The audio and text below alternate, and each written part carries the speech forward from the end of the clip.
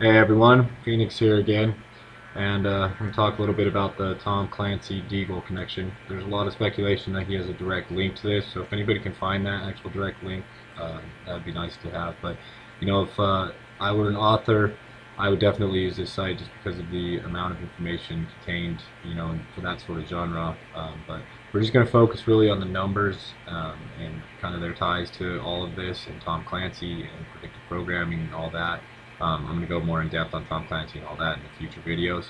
But we all know there's a population decrease, and it explains down here what a lot of that means. There's going to be mass casualties, but there's also going to be a lot of migration. So I'm just going to kind of explain the connection between that and Tom Clancy's here, which he has a lot of predictive programming in a lot of his books and in a lot of his video games, and there's just the mystery surrounding him, his death, his career, his stories, everything. There's just a lot about that. I'll go into it in future videos, but let's go ahead and watch this. This is a trailer for Tom Clancy's The Division, so go ahead and check this out.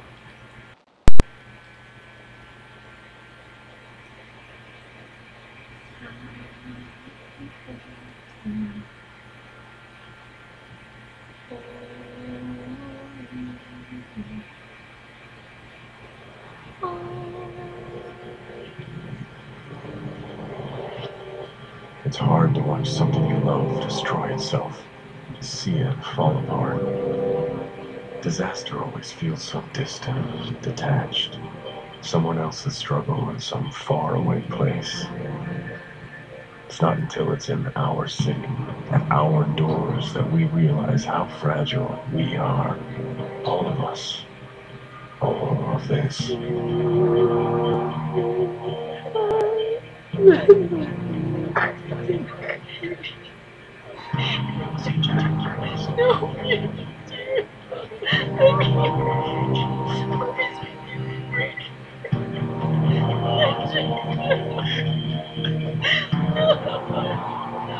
Please.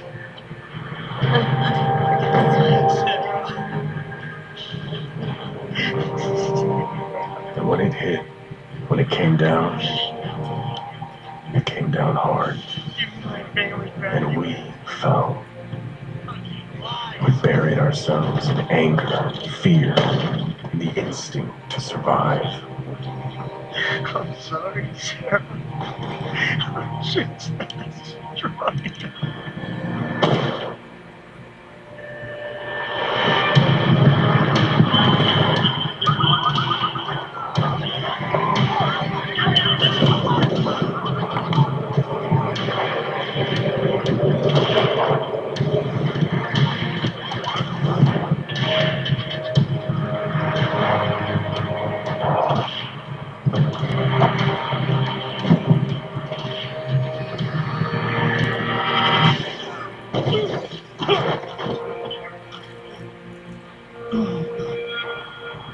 Please be quiet.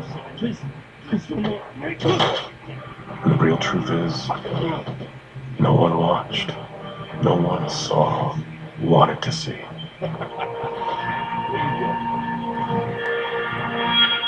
Tragedy is invisible. People turn away from it and run from it if they can. And it's hard knowing that you belong here, that your purpose lies amongst all this pain. But someone's gotta be there to pick it up, to push back. But the first piece back together put us all back together.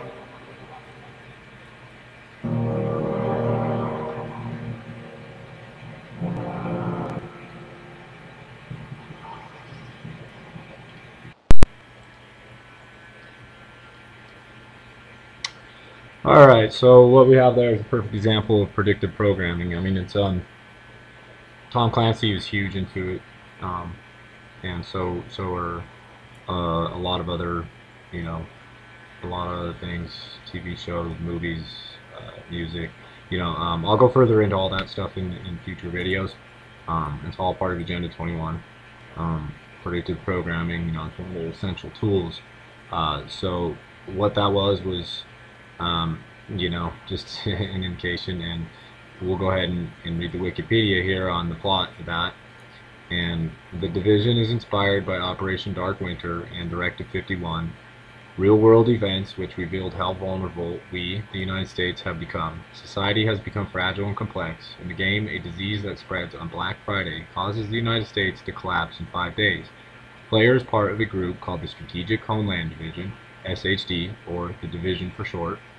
This group was established to combat the threat brought about by the outbreak and are given direct authority from the President of the United States to do whatever it takes to save what remains in a massive multiplayer online situation, putting them against AI-controlled enemies as well as other players in the game.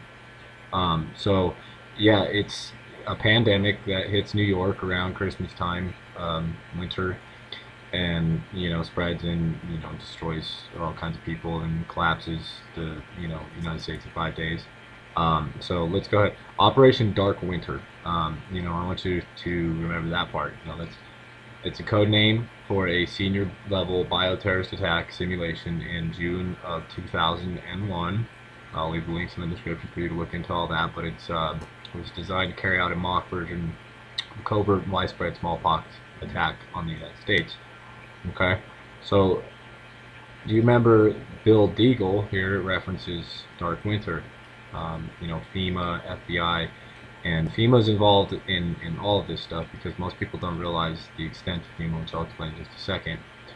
So anyway, we have Operation Dark Winter, which was a real-world exercise, and Directive 51, which is the security directive. It's National Security and Homeland Security Presidential Directive, signed by President George W. Bush in May of 2007. Claims powers to execute procedures for continuity of the federal government in the event of a catastrophic emergency. I don't know how many of you have heard of the continuity of government program, but FEMA was created specifically for the continuity, to preserve the continuity of the American government in the result of nuclear war. I believe, if my memory serves correct, they were created back in the 50s and 60s during the height of the Cold War. And that was what their main function was to carry on the government after a major nuclear attack or disaster. Over the years, obviously, their directives have spread, and all their work, it has spread there all over to different areas of emergency management. So, but their main priority, obviously, is continuity of government. So anyway, this is part of the continuity of government plan, which we have here, is the continuity of operations, and that's just part of the continuity of government plan, and it's a multi-agency plan that involves FEMA, DHS, all of the words. And right here they have national level continuity exercises under DHS. They have them every year. And right here, I just want you to look at that. 2013, April 18th, we have a pandemic exercise. Okay, and then in 2014, there was Operation Eagle Horizon 14, which is to be decided. And we'll first look at Operation 2013. It gives you all the plans here. I'll throw all the links in there. It's run by FEMA, who's in charge of the continuity. And then we have the continuity of operations, which is just, it shows you, all the plans, all the information about that. That's all here. And just notice the triangle there.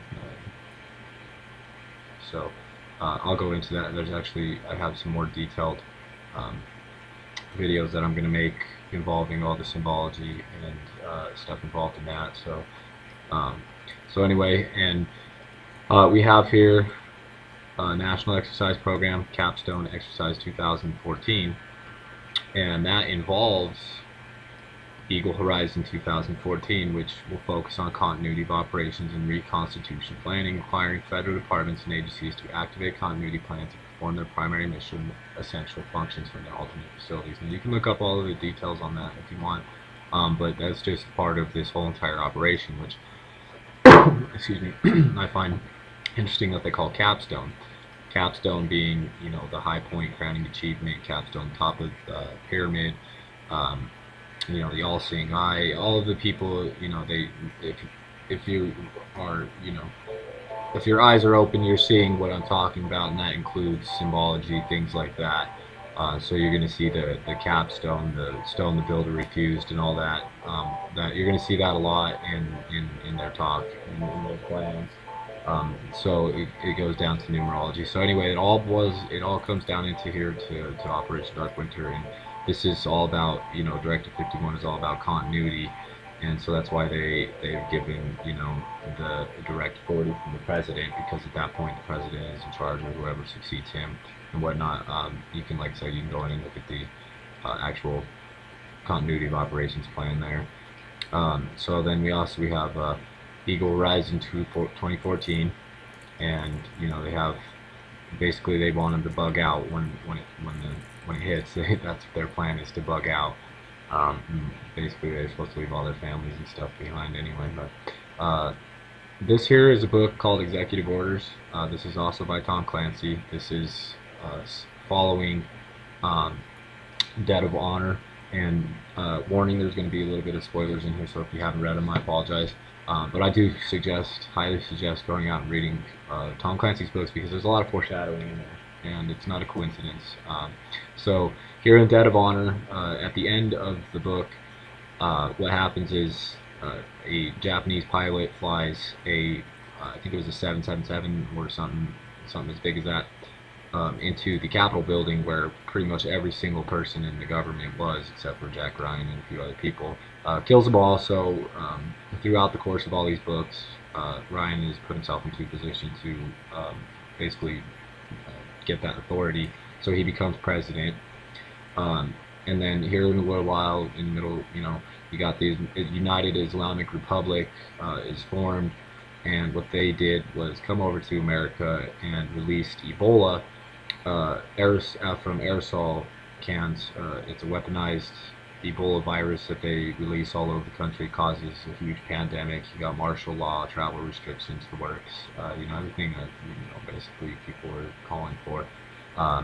So I find that highly interesting. That book was actually from 1996, and there's a lot more in there too. So I would really suggest reading it, because not just, you know, obvious things like the Ebola attack and how they weaponized it and made it spread through aerosol, which CDC has already confirmed that it can spread. They just confirmed a couple days ago it can spread via aerosol droplets, you know, 3 feet. But I'm going to go into a whole nother video on that also.